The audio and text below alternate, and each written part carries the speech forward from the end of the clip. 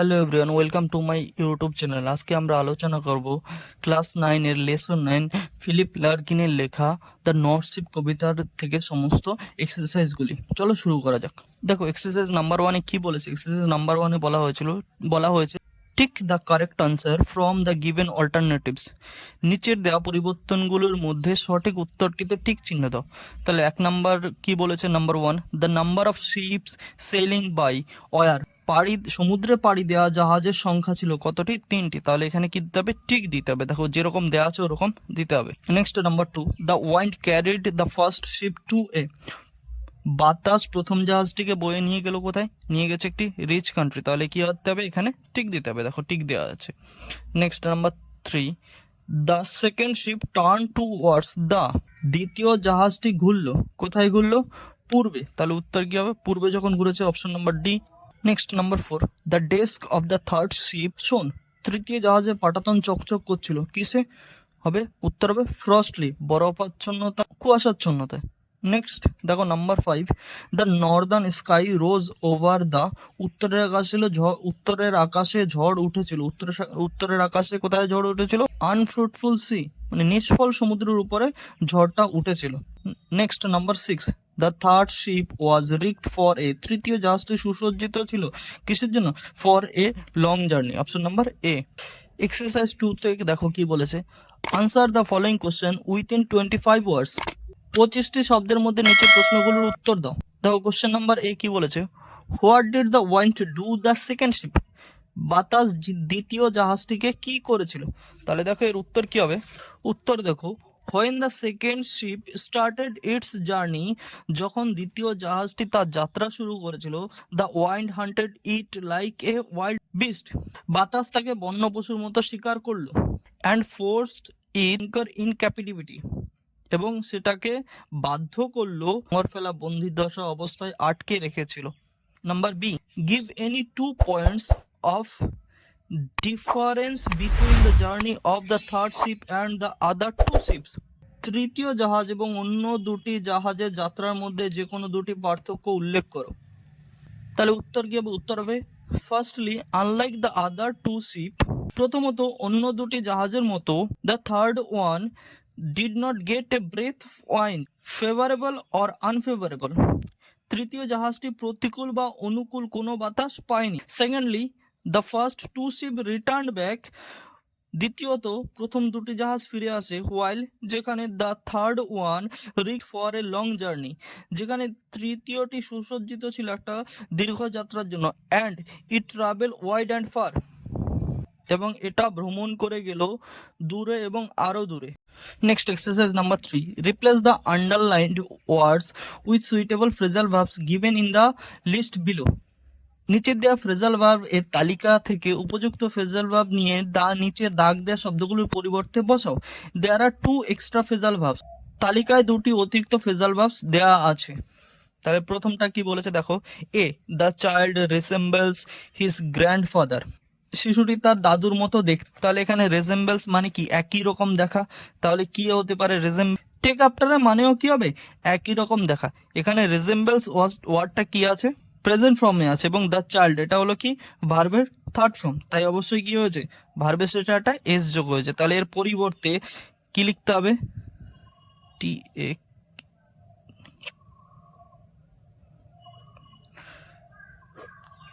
তোমরা রেজেম্বলস কথাটার পরিবর্তে, এই কথাটার পরিবর্তে এখানে টেক্স আফটার লিখবে। তাহলে সেন্টেন্সটা এরকম হবে, the child takes after his grandfather. Number B, they published a magazine recently. তারা সম্প্রতি একটা পত্রিকা প্রকাশ করেছিল। পাবলিশড মানে কি? প্রকাশ করা। এখানে দেখো, পাবলিশড কথাটা কি আছে? পাস্ট টেন্সে আছে। তাই এটা কি হবে? ব্রিং আউট, মানে একই, প্রকাশ করা। তাহলে এখানে কি হবে? ব্রিং এর past form brought out. 3 number C কি বলেছে, my mother thought me not to disrespect anyone. আমার মা আমাকে শিখিয়েছেন কাউকে অশ্রদ্ধা বা অসম্মান বা ঘৃণা না করতে। তাহলে এখানে ডিসরেসপেক্ট মানে কি? অসম্মান বা ঘৃণা। এর পরিবর্তে কি হবে? Look down upon.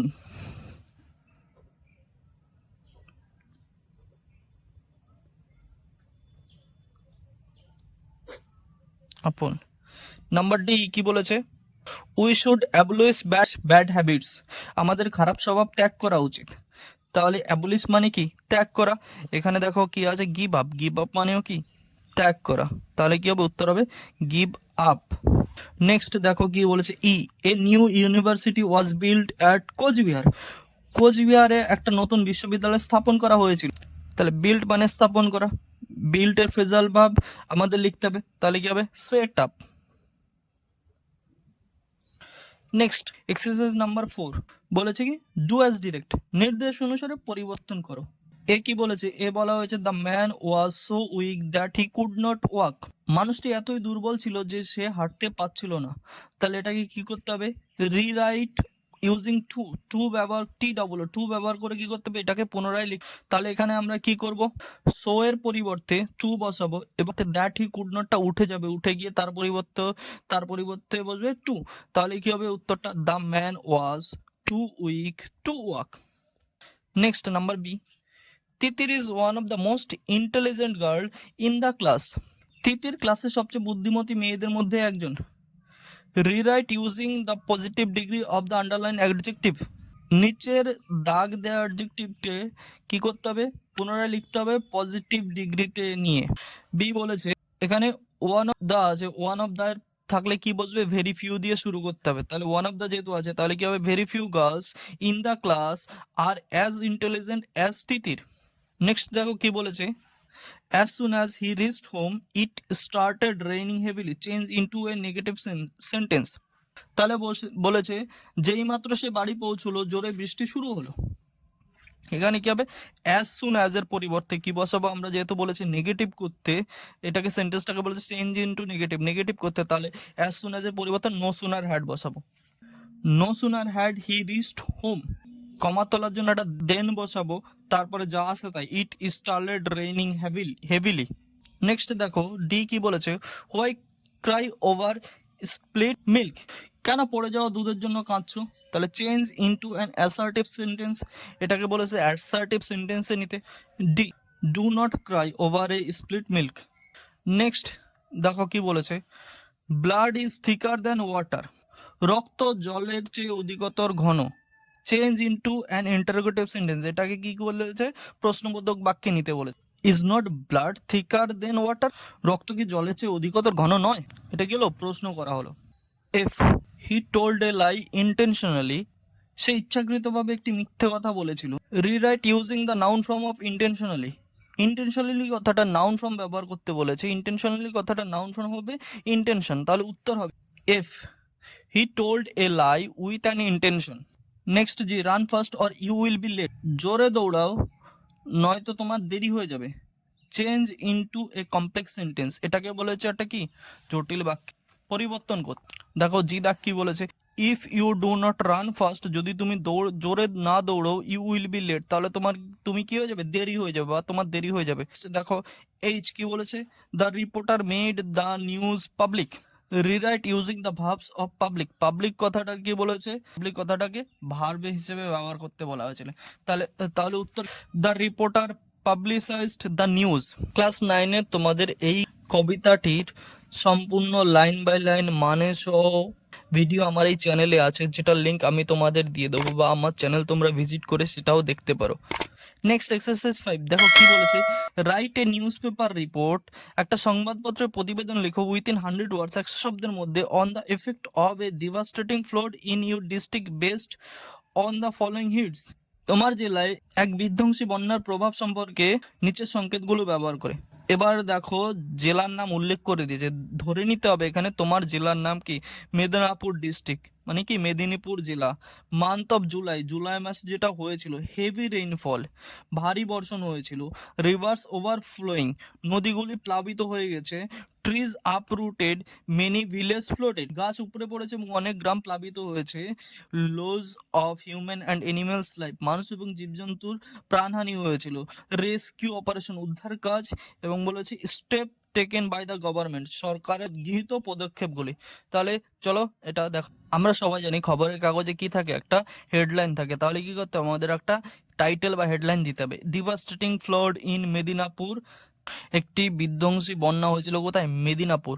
আচ্ছা, নিউজ পেপার কারা রেখে? রিপোর্টাররা। তাহলে এখানে লিখতে হবে বাই এ স্টাফ রিপোর্টার, একজন খবরের প্রতিনিধি। খবরের কাগজে আমরা দেখেছি যে এই জায়গায় ঘটনাটা ঘটে সেই জায়গার নাম এবং মাসের নাম উল্লেখ থাকে।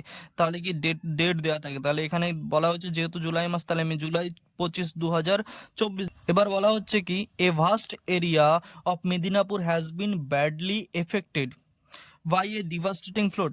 বলছে একটা প্রচুর বড় এরিয়া মেদিনীপুর ডিস্ট্রিক্টে যেটা কি হয়েছিল, একটা বিধ্বংসী বন্যার প্রভাবে ক্ষতিগ্রস্ত হয়েছে। It is caused by the heavy rainfall for the last few days in this month of July. বলছে এইটা ঘটেছিল, এই যে বন্যাটা এটা হয়েছিল কিছুর জন্য, এটা হয়েছিল প্রচন্ড বৃষ্টিপাতের জন্য।